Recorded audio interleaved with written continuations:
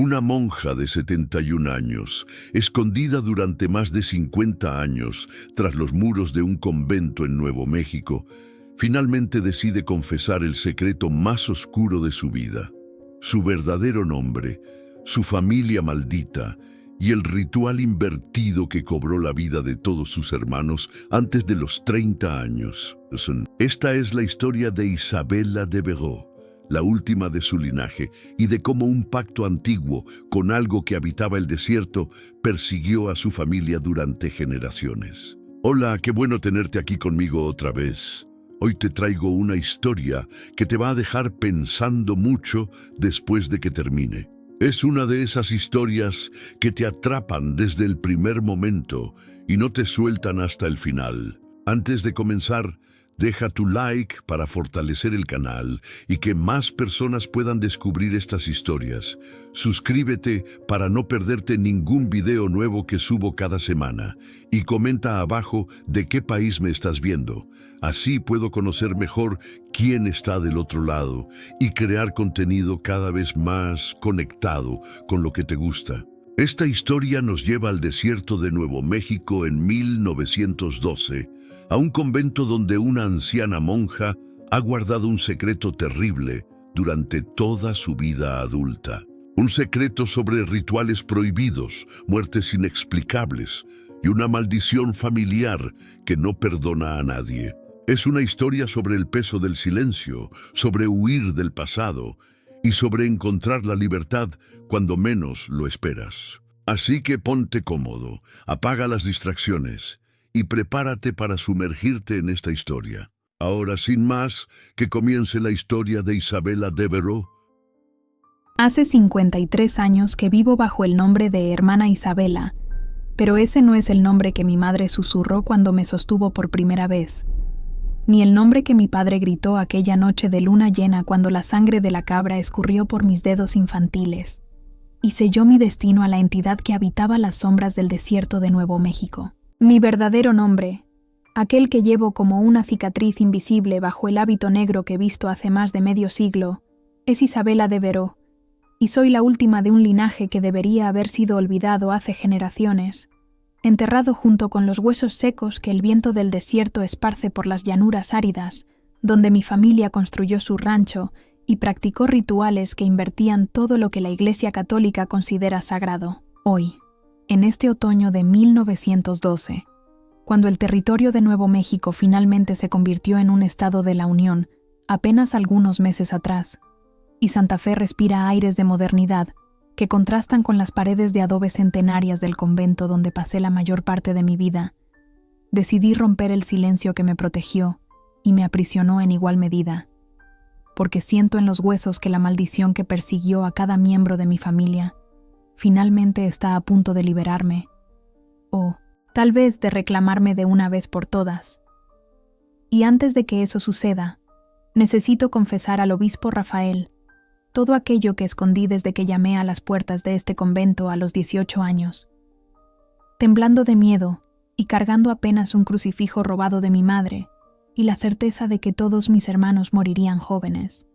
como de hecho murieron. El convento donde vivo está en lo alto de una colina que domina Santa Fe, y desde las ventanas estrechas de mi celda puedo ver las montañas Sangre de Cristo al este, teñidas de rojo al amanecer, como si el propio nombre profetizara la sangre que mi familia derramó en nombre de algo que nunca comprendí completamente. Algo anterior al cristianismo, anterior incluso a los pueblos que habitaban estas tierras, antes de que los españoles llegaran con sus cruces y sus misiones. Las paredes del convento son gruesas, hechas de adobe que mantiene el calor del día y el frío de la noche, y los corredores resuenan con el sonido de nuestros pasos silenciosos y de las oraciones murmuradas en latín, una lengua que aprendí a amar, porque era el opuesto exacto de aquella otra lengua que mi padre usaba durante los rituales, una mezcla extraña de español arcaico, palabras nativas que él nunca explicó de dónde aprendió, y algo más antiguo aún, gutural y áspero como el viento que sople a través de los cañones. Hermana Laura, que comparte conmigo las tareas de la sacristía hace casi 20 años, notó mi inquietud en las últimas semanas, la forma como mis manos tiemblan cuando sostengo el rosario, como despierto en medio de la noche con el corazón disparado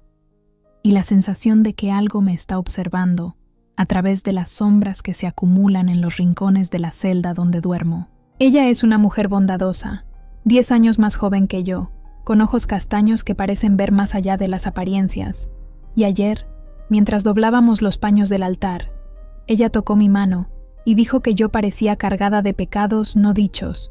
como si el peso de una confesión postergada estuviera curvando mi espina ya envejecida. No respondí. Apenas sonreí de esa manera que aprendí a sonreír a lo largo de las décadas. Una sonrisa que no revela nada. Pero ella no se engañó, porque me conoce demasiado bien, y sé que percibió el miedo en mis ojos. El obispo Rafael llegó esta mañana para su visita anual al convento. Un hombre de casi 80 años con cabellos blancos como la nieve que raramente cae en estas tierras,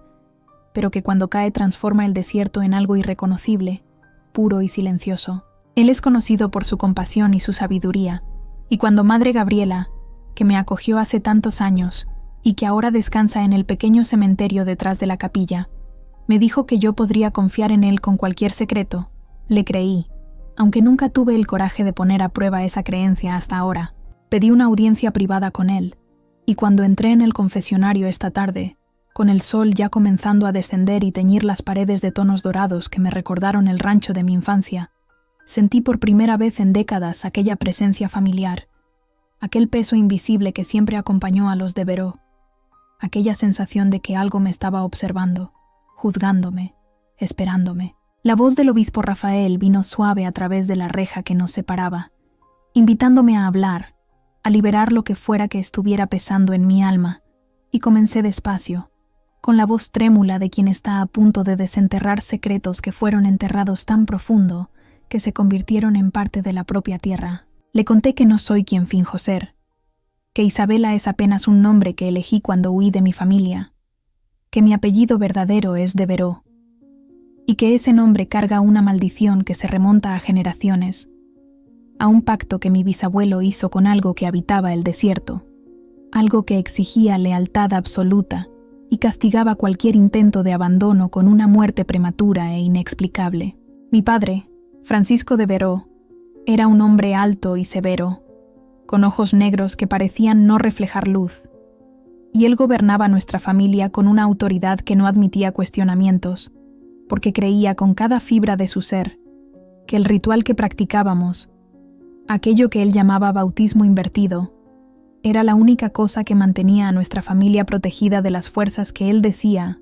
acechaban más allá del velo de la realidad común. Mi madre, María, era una mujer silenciosa que aceptó su papel con una resignación que siempre me pareció más triste que cualquier lágrima, y ella participaba de los rituales con los ojos bajos,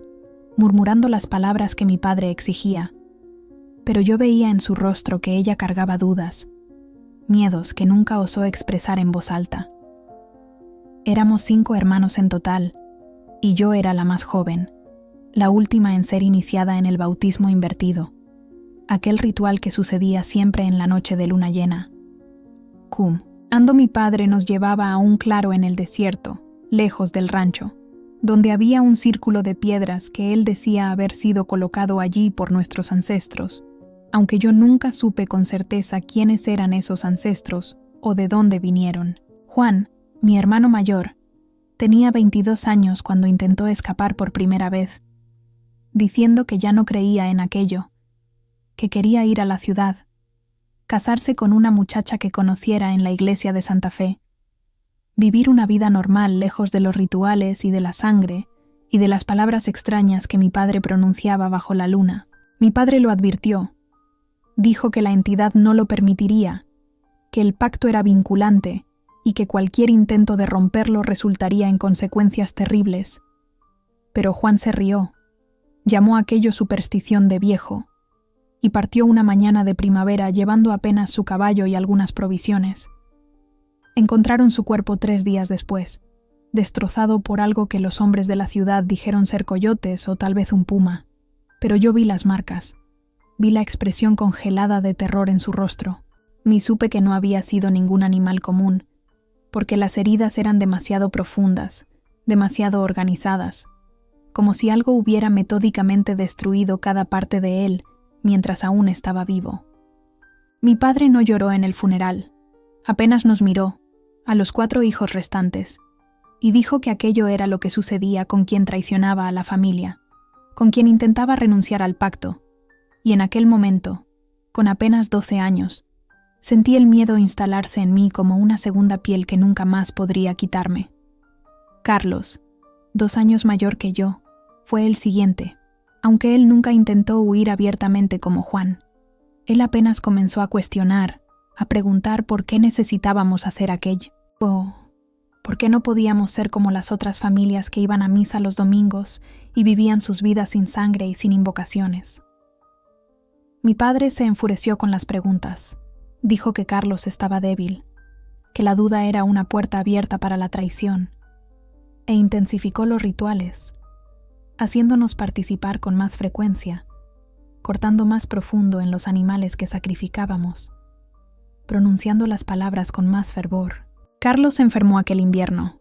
una fiebre que vino de la nada y que ningún médico consiguió explicar o curar, y él se consumió en cuestión de semanas, delirando en su lecho, hablando de sombras que se movían en las paredes,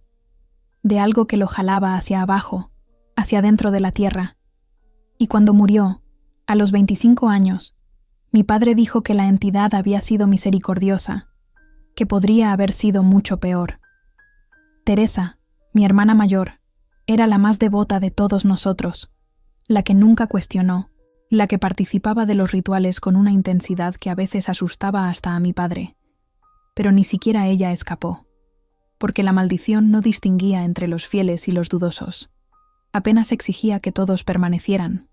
que nadie intentara salir, que el linaje continuara preso a aquel pacto antiguo. Ella murió ahogada en un arroyo que estaba completamente seco en la época, y cuando encontraron su cuerpo, había marcas en sus tobillos como si algo la hubiera arrastrado, jalado hacia dentro de la tierra húmeda bajo el lecho seco del arroyo. Y mi padre dijo que ella había sido reclamada porque pensó en partir, aunque nunca lo hubiera dicho en voz alta, porque la entidad sabía, siempre sabía. Quedábamos apenas yo y mi hermano del medio, un muchacho callado llamado Antonio, que tenía 23 años, cuando yo cumplí 18, y nosotros dos sabíamos que nuestro tiempo estaba contado, que la maldición nos alcanzaría antes de los 30 como había alcanzado a todos los demás, a menos que hiciéramos algo drástico. Fue mi madre quien me dio la idea, en una noche en que mi padre estaba fuera, verificando el ganado, y ella entró en mi cuarto con un crucifijo en las manos, aquel mismo crucifijo que cargo hasta hoy, escondido bajo mi hábito, y me dijo que huyera, que fuera al convento en Santa Fe, que me escondiera detrás de los muros de la iglesia, porque tal vez, apenas tal vez, el poder de Dios fuera más fuerte que el poder de aquella entidad que nos aprisionaba. Ella lloró cuando me dijo eso, la única vez que la vi llorar en toda mi vida, y me hizo prometer que no miraría hacia atrás, que no intentaría salvar a Antonio, porque él ya estaba perdido. Ya había participado de los rituales por demasiado tiempo. Ya estaba marcado de una forma que yo, siendo la más joven, tal vez aún no estuviera completamente. Huí en una noche sin luna, cuando el desierto estaba tan oscuro que apenas podía ver mi propia mano frente a mi rostro, y cabalgué hasta Santa Fe con el corazón latiendo tan fuerte que pensé que iba a explotar, sintiendo a cada momento que algo me seguía, que la entidad estaba justo detrás, a punto de jalarme de vuelta. Pero continué, aferrada al crucifijo que mi madre me diera, rezando oraciones que apenas conocía porque mi padre nunca nos dejó aprender bien, porque él decía que el Dios Cristia no era débil, que nuestra entidad era más antigua y más poderosa. Llegué al convento al amanecer, exhausta y aterrorizada, y llamé a la puerta hasta que Madre Gabriela apareció, una mujer de mediana edad con un rostro bondadoso, que me miró e inmediatamente supo que yo estaba huyendo de algo terrible, aunque nunca preguntó qué. Ella me acogió sin cuestionar, me dio ropas limpias, comida, un lugar para dormir, y cuando preguntó mi nombre, dudé apenas un segundo antes de decir Isabela, el primer nombre que me vino a la mente. un nombre que había pertenecido a una santa sobre quien escuché hablar una vez, y ella aceptó. Me bautizó nuevamente en la fe católica, un bautismo verdadero esta vez, con agua bendita y oraciones en latín, y sentí como si una capa de suciedad invisible estuviera siendo lavada de mí, aunque sabía, en el fondo, que la maldición aún estaba allí, esperando, observando. Los primeros años en el convento fueron los más difíciles, porque yo despertaba todas las noches con pesadillas. Veía a mis hermanos muertos llamándome. Veía a mi padre, de pie al final del corredor, con aquellos ojos negros que no reflejaban luz. Veía a la entidad en sí, una forma sombría e indefinida que parecía hecha de humo y oscuridad, y algo más visceral, algo que olía a sangre y tierra húmeda. Madre Gabriela me enseñaba a rezar. Me enseñaba que la luz de Dios era más fuerte que cualquier oscuridad, y yo quería creer, me esforzaba por creer, pero las noticias que llegaban del rancho me decían lo contrario, porque Antonio murió 6 meses después de mi huida, encontrado muerto en su cuarto sin ninguna marca visible, como si su corazón simplemente se hubiera detenido, y mi madre murió poco después. De tristeza decían, aunque yo sabía que era más que eso, que la entidad la había castigado por ayudarme a escapar. Mi padre vivió algunos años más, solo en el rancho, y escuché decir que él enloqueció, que hablaba solo, que realizaba los rituales incluso sin nadie para participar, que sacrificaba animales y pronunciaba las palabras antiguas para una audiencia invisible, y cuando finalmente murió, a los 58 años, dijeron que fue de causas naturales. Pero yo sabía mejor. Sabía que la entidad lo había consumido de dentro hacia afuera, porque él había fallado en mantener el linaje, había perdido a todos los hijos, y el pacto exigía continuidad, exigía sangre joven y lealtad renovada a cada generación. Durante décadas, viví con el miedo constante de que la maldición me alcanzara, de que incluso escondida detrás de los muros del convento, incluso viviendo bajo un nombre falso y dedicando mi vida a Dios, la entidad viniera a reclamarme. Pero los años pasaron y yo continué viva. Superé los 30 años que ninguno de mis hermanos alcanzó. Llegué a los 40, a los 50, a los 60, y comencé a pensar que tal vez, apenas tal vez, yo había escapado, que el bautismo verdadero que recibí, que la vida de oración y devoción que construí,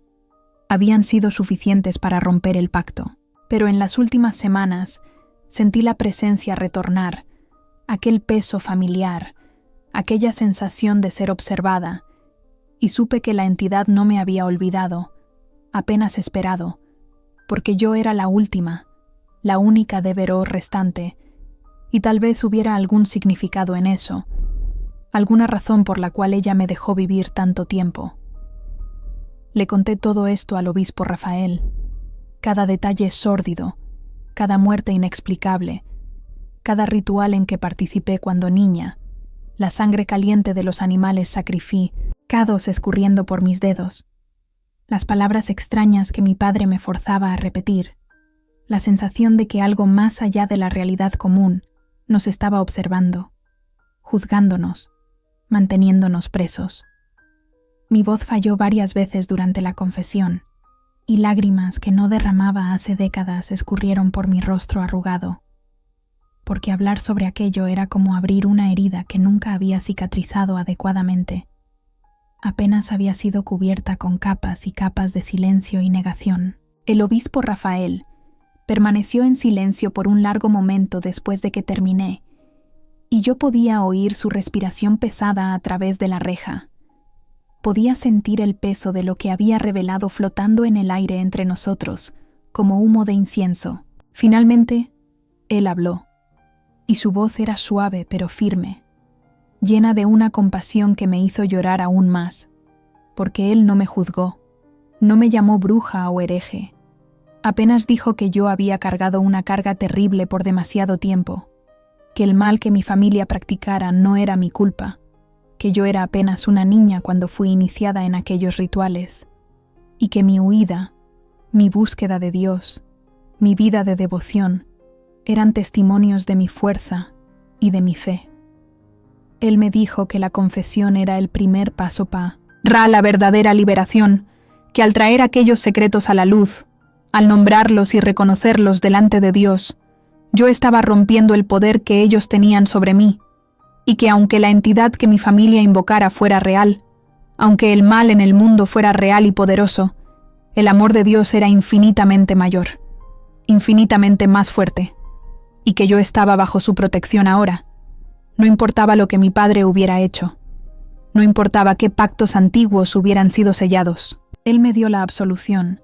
pronunció las palabras en latín que lavan los pecados, y cuando hizo la señal de la cruz sobre mí a través de la reja, sentí algo romperse dentro de mí,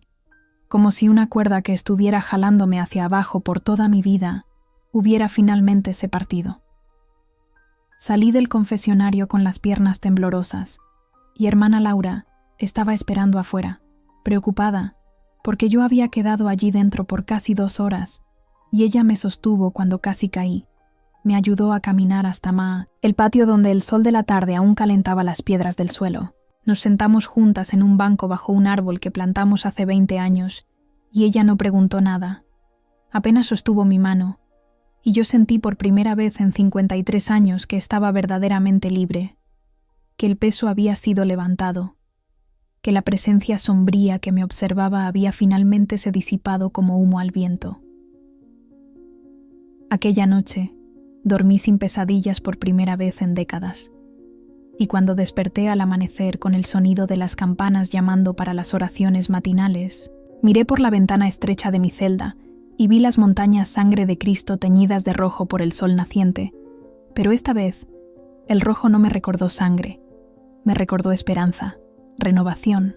un nuevo comienzo incluso a los 71 años. El desierto que siempre me había atormentado, que siempre pareció esconder amenazas invisibles en cada sombra, ahora parecía apenas un desierto, vasto y bello e indiferente, y percibí que la maldición no estaba en la tierra, no estaba en la entidad que mi padre invocara. Estaba en el secreto, en el silencio, en el peso de cargar sola una verdad que nunca debería haber sido escondida. Hermana Laura me encontró en la capilla después de las oraciones, y esta vez, cuando ella preguntó si yo estaba bien, dije la verdad. Dije que sí, que finalmente estaba bien. Y vi en sus ojos que ella entendía, que tal vez siempre hubiera entendido que yo cargaba algo pesado, algo que no podía ser compartido hasta que el momento correcto llegara. Ella sonrió y dijo que yo parecía más ligera, que era como si años hubieran sido quitados de mis hombros, y yo reí, una risa genuina que nos sorprendió a las dos, porque no recordaba la última vez que había reído así, sin reservas, sin miedo. El obispo Rafael partió al día siguiente, pero antes de irse, me llamó para una conversación privada en el despacho de Madre Superior, y me dijo que mi historia, aunque única en sus detalles específicos, no era tan inusual como yo podría pensar, que a lo largo de los siglos la Iglesia había encontrado muchas familias presas a pactos antiguos, a rituales que precedían al cristianismo, y que la redención estaba siempre disponible para aquellos que la buscaban con corazón sincero. Él me animó a escribir mi historia, a documentarla para que otros que pudieran estar presos en situaciones similares supieran que había esperanza, que había un camino para la libertad. Pero yo dije que no, que prefería dejar el pasado enterrado, que mi confesión había sido suficiente. Y él aceptó mi decisión con un gesto de cabeza, diciendo que cada persona debe encontrar su propia forma de sanación. En los días que siguieron, comencé a notar pequeños cambios en mí misma, cosas sutiles que tal vez nadie más percibiera, pero que para mí eran monumentales. Mis manos no temblaban más cuando sostenía el rosario, mi sueño era profundo y tranquilo, y cuando caminaba por los corredores del convento en la noche, las sombras en los rincones eran apenas sombras, nada más. Comencé a participar más activamente de la vida comunitaria, a conversar más con las otras hermanas, a compartir historias de mi vida en el convento sin el miedo constante de que alguien descubriera mi secreto, porque el secreto ya no existía. Había sido traído a la luz y perdido su poder sobre mí. Hermana Laura se convirtió en mi confidente más cercana, y aunque yo nunca le conté los detalles específicos de lo que confesé al obispo Rafael, ella sabía que algo fundamental había cambiado, y nuestra amistad se profundizó de una forma que no habría sido posible cuando yo aún estaba presa al miedo y al silencio. Pasábamos las tardes trabajando juntas en el jardín del convento, plantando vegetales y hierbas medicinales, y ella me enseñaba los nombres de las plantas en latín. Y yo reía porque después de tantos años, aún había cosas nuevas para aprender, aún había belleza y conocimiento por descubrir. El otoño avanzó y el invierno se aproximó, trayendo vientos fríos de las montañas, y yo me preparé para mi 72º aniversario, con una sensación de paz que nunca imaginé ser posible. Pensé en mis hermanos, en Juan y Carlos y Teresa y Antonio, y por primera vez conseguí recordarlos sin el dolor agudo de la culpa, sin la sensación de que yo los había abandonado, porque entendí que no había nada que yo pudiera haber hecho para salvarlos, que la maldición que los reclamó era anterior a mí. Era resultado de elecciones que mi padre y mi abuelo y mi bisabuelo habían hecho, y que mi única responsabilidad era romper el ciclo. Era rehusarme a perpetuar aquel legado de oscuridad. Pensé también en mi madre, en María, que me dio el crucifijo,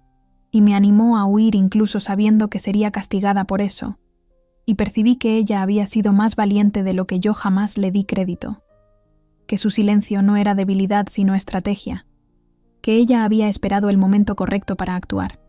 para dar a por lo menos uno de sus hijos una oportunidad de escapar. Recé por ella todas las noches, agradeciendo por el sacrificio que ella hizo, y esperé que, dondequiera que su alma estuviera, ella supiera que su sacrificio no había sido en vano, que yo había sobrevivido, que había construido una vida buena y significativa, que había encontrado paz. La Navidad llegó, y el convento se llenó de luz y música, y participé de las celebraciones con un corazón más ligero que en cualquier otro año, cantando los himnos con voz clara,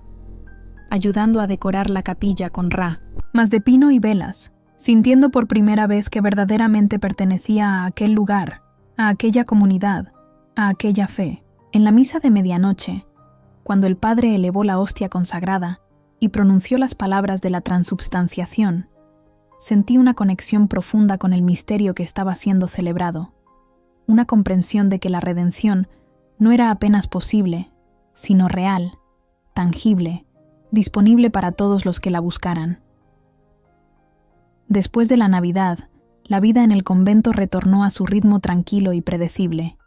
y yo me establecí en una rutina que me traía consuelo y propósito. Despertaba antes del amanecer para las oraciones matinales, pasaba las mañanas trabajando en la biblioteca del convento, organizando libros antiguos y copiando manuscritos, las tardes en el jardín o ayudando en la cocina, y las noches en oración silenciosa en mi celda, reflexionando sobre el día que había pasado y agradeciendo por cada momento de paz que me era concedido. Hermana Laura comentó cierta mañana, mientras preparábamos el pan para el desayuno, que yo parecía haber rejuvenecido, que había un brillo en mis ojos que no estaba allí antes. Y yo sonreí y dije que era el efecto de una conciencia limpia, de no cargar más secretos pesados, y ella asintió como si entendiera perfectamente, aunque no pudiera saber realmente lo que yo quería decir. Le pregunté si ella tenía secretos, si había cosas en su pasado que la atormentaban, y ella quedó callada por un momento antes de decir que todos tenemos nuestros demonios, nuestras sombras, pero que lo importante era no dejarlos definirnos, no dejarlos robar nuestra alegría en el presente. Sus palabras me tocaron profundamente, porque percibí que era exactamente eso lo que yo había hecho por 53 años. Había dejado que el pasado me definiera. Había permitido que la maldición de mi familia robara mi alegría, mi capacidad de vivir plenamente en el presente. Y ahora, finalmente libre de aquel peso, yo podía ver claramente cuánto tiempo había desperdiciado en miedo y culpa. Pero también percibí que no había sido tiempo completamente desperdiciado, porque aquellos años de lucha, aquellos años de cargar el peso sola, me habían fortalecido de formas que yo no habría imaginado. Me habían enseñado compasión y humildad, y a valorar cada momento de paz. La primavera llegó, y con ella una renovación que parecía hacer eco de mi propia transformación interna. El desierto alrededor de Santa Fe floreció con colores vibrantes, cactus produciendo flores rojas y amarillas, y el aire se llenó del perfume de salvia y enebro. Pasé más tiempo afuera, caminando por los terrenos del convento, sintiendo el sol en el rostro, oyendo el canto de los pájaros, y maravillándome con la belleza simple del mundo natural, una belleza que yo había sido incapaz de apreciar plenamente cuando estaba presa al miedo. Una tarde, mientras caminaba sola por el huerto detrás del convento, tuve una experiencia que solo puedo describir como mística. El sol estaba comenzando a ponerse, tiñendo el cielo de tonos de naranja y rosa, y una brisa suave soplaba a través de los árboles, haciendo que las hojas susurraran, y de repente sentí una presencia, pero no la presencia sombría y amenazante que me persiguiera por tanto tiempo, sino algo diferente, algo luminoso y acogedor, y supe, con una certeza que iba más allá de la razón, que era mi madre, que ella estaba allí conmigo, que ella había sido liberada también, que mi confesión, mi liberación, había de alguna forma roto las cadenas que la aprisionaban. Lloré allí en el huerto, lágrimas de alegría y alivio, y sentí como si un círculo hubiera sido cerrado, como si la historia de mi familia, que comenzara con un pacto sombrío generaciones atrás, hubiera finalmente encontrado su fin, no en tragedia sino en redención, no en oscuridad, sino en luz. Me quedé allí hasta que el sol se pusiera completamente y las estrellas comenzaran a aparecer en el cielo, y cuando finalmente volví al convento, me sentía más ligera que nunca, como si pudiera flotar. Hermana Laura me encontró en la capilla, donde yo había ido para agradecer, y ella se sentó a mi lado en silencio, y nos quedamos allí juntas por un largo tiempo. Dos mujeres ancianas que habían encontrado refugio y propósito dentro de aquellas paredes de adobe, dos almas que habían sido heridas por la vida, pero que habían elegido la sanación, la fe, el amor. No necesitábamos palabras. La presencia una de la otra era suficiente. Y cuando finalmente nos levantamos para ir a dormir, ella apretó mi mano y sonrió, y yo supe que tenía una verdadera amiga, una hermana no de sangre sino de espíritu. Los meses siguientes pasaron en una sucesión tranquila de días que se parecían unos a otros, pero que nunca eran monótonos, porque yo había aprendido a encontrar belleza y significado en las pequeñas cosas, en las tareas simples del día a día, en las oraciones repetidas que se volvían más profundas con cada repetición, en las conversaciones casuales con las otras hermanas que revelaban capas de sabiduría y experiencia. Celebré mi 72º aniversario con una pequeña fiesta que hermana Laura organizó, y por primera vez en mi vida sentí que estaba verdaderamente celebrando, no apenas sobreviviendo. Ahora, mientras escribo estas palabras en mi mente, repasando la historia de mi vida, de mi familia, de la maldición que nos aprisionaba y de la liberación que finalmente encontré, percibo que no hay una lección moral simple para ser extraída. No hay una conclusión ordenada que explique todo. La vida es más compleja que eso, más misteriosa, y el mal y el bien coexisten de formas que desafían nuestra comprensión. Lo que puedo decir es que el secreto tiene poder, que el silencio puede ser una prisión, y que la confesión, el acto de traer a la luz aquello que fue escondido, puede ser el primer paso para la verdadera libertad. Sé que mis días están contados, que a los 72 años no me queda mucho tiempo en esta tierra, pero ya no tengo miedo de la muerte, porque sé que cuando ella venga, será apenas un pasaje, una transición de un estado de ser a otro, y confío en que el Dios que me acogió cuando huí del rancho de mi familia, que me protegió durante todos estos años, que me liberó de la maldición a través de la confesión y del perdón, estará allí para recibirme. Y tal vez, del otro lado, encontraré a mi madre nuevamente, y a mis hermanos, no como eran cuando la maldición los reclamó, sino como deberían haber sido, libres y en paz. El convento donde viví la mayor parte de mi vida continuará aquí después de que yo parta, sus paredes de adobe resistiendo al sol y al viento y al tiempo, albergando a otras mujeres que buscan refugio, que buscan propósito, que buscan a Dios. Hermana Laura continuará su trabajo, cuidando del jardín y de la sacristía, trayendo luz y alegría para aquellos a su alrededor, y tal vez, cuando yo ya no esté aquí, ella pensará en mí de vez en cuando, recordará a la amiga que parecía cargar un peso invisible, pero que finalmente encontró paz. El desierto de Nuevo México continuará su ciclo eterno, floreciendo en la primavera, quemando en el verano, enfriando en el otoño, ocasionalmente cubierto de nieve en el invierno, indiferente a los dramas humanos que se desarrollan en su vastedad. Y las montañas sangre de Cristo continuarán teñidas de rojo al amanecer, testigos silenciosos de generaciones que vinieron y se fueron. Y en algún lugar, enterrado bajo la arena y el tiempo, el rancho donde nací probablemente ya habrá desmoronado, sus paredes de adobe volviendo a la tierra de donde vinieron. El círculo de piedras donde mi padre realizaba sus rituales tal vez aún esté allí, pero sin poder, sin significado,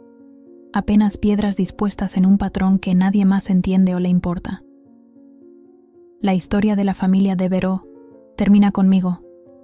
y eso me trae una satisfacción profunda, saber que el linaje maldito no continuará, a que no habrá más niños iniciados en rituales sombríos,